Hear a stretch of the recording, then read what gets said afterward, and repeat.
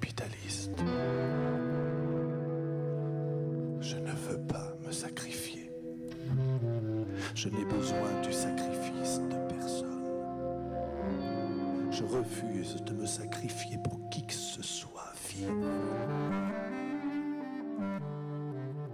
Je préfère vivre et me sacrifier à mon bonheur.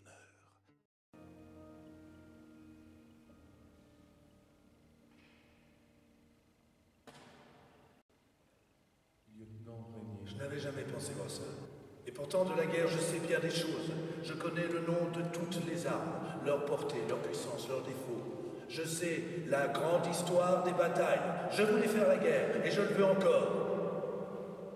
Je regarde mes hommes s'affairer dans cette tranchée, creuser la terre, s'enfoncer le plus profond possible sous le niveau de la surface du sol n'est pas une manière de faire la guerre. L'ennemi est là, à 300 mètres.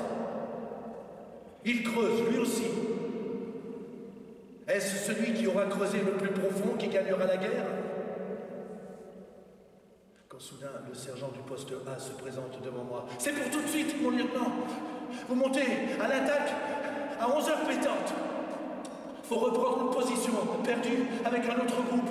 Et alors, faut être précis et simultané. À 11h pétantes, à -5, les artilleurs ouvrent la danse, et après, eh ben c'est à vous. Il me reste une demi-heure. Personne ne parle. Chacun a pris son fusil. Je regarde ce terrain devant nous, terrain tout bosselé où nous allons avoir à courir de toutes nos forces, à courir jusqu'à en perdre haleine, en espérant qu'aucune balle ne nous fauche. Je fais circuler ma bouteille de gnôle. Plus que quelques minutes. Chacun en prend une gorgée. Ça y est, 11h moins 5. Le tir des obus commence. Du 75. Le grand vacarme a commencé. Je regarde ma montre. Les obus tombent, druent. Allez, faut y aller maintenant. Je me lève, je remplis mes poumons. À l'attaque! J'enjambe le parapet, tous les hommes me suivent, je cours, ils sont derrière moi. Les lignes ennemies approchent, je les vois maintenant, les ennemis. Je discerne des silhouettes qui dépassent des tranchées. C'est vers eux que je vais, eux, les ennemis, eux qu'il faut tuer. Ils sont tout près maintenant, je cours encore, je ne sens aucune fatigue, je me sens rapide comme un fauve, je vais...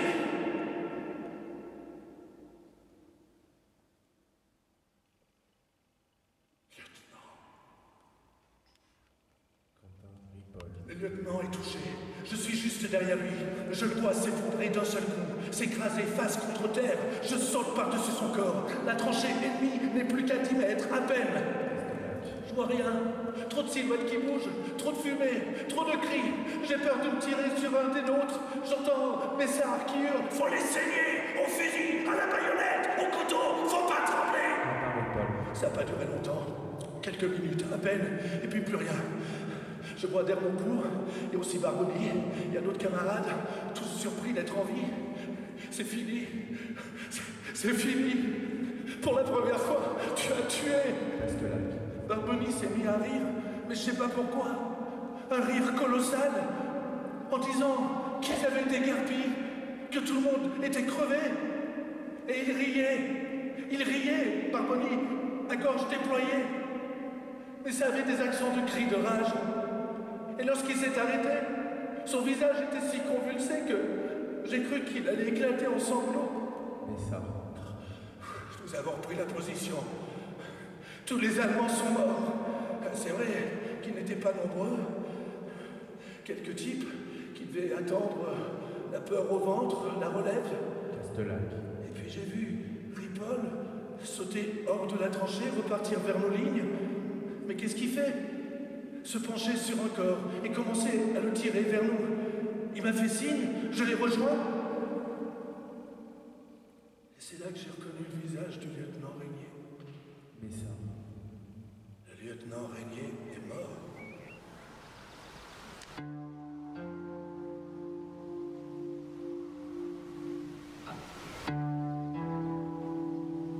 La terre fait paisiblement du pain.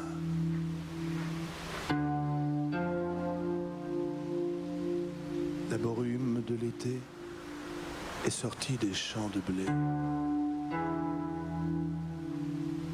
Et elle bouche tous les horizons.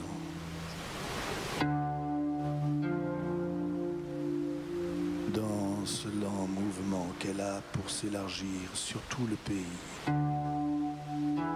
et pour monter dans le ciel, elle découvre la palpitation de petites poussières brillantes comme des balles